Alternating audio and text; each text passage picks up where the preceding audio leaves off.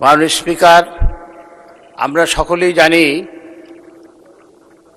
ঢাকা শহরের উত্তর অংশের পল্লবী ও রূপনগর একটি তুলনামূলকভাবে কম উন্নত এলাকা।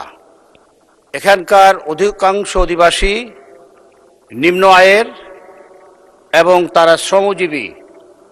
তারা সবসময় অভাব অনটনের সঙ্গে যুদ্ধ করে বেঁচে থাকে, কিন্তু তাদের সুচিকিৎসার কোনো ব্যবস্থা নাই। আমি যতটুকু জানি, পল্লবী এবং রূপনগরে তো নয়ই, বৃহত্তর মিরপুর নিয়ে যে 3টে আসন হয়েছে, ঢাকা 15, ঢাকা 16 এবং 14, এই 3টে আসনের মধ্যে কোথাও একটি সরকারি জেনারেল হাসপাতাল নাই। আমার মাননীয় স্বাস্থ্যমন্ত্রীর নিকট প্রশ্ন যে মিরপুর এলাকায়, এই বৃহত্তর মিরপুর এলাকায় যদি সুযোগ হয়, আমার এলাকায় রূপনগর এবং পল্লবীতে এখানে অনেক সরকারি জমি আছে বলে আমি জানি, এই এলাকায় একটি জেনারেল হাসপাতাল করার কোনো পরিকল্পনা আছে কি না? ধন্যবাদ মাননীয় স্পিকার।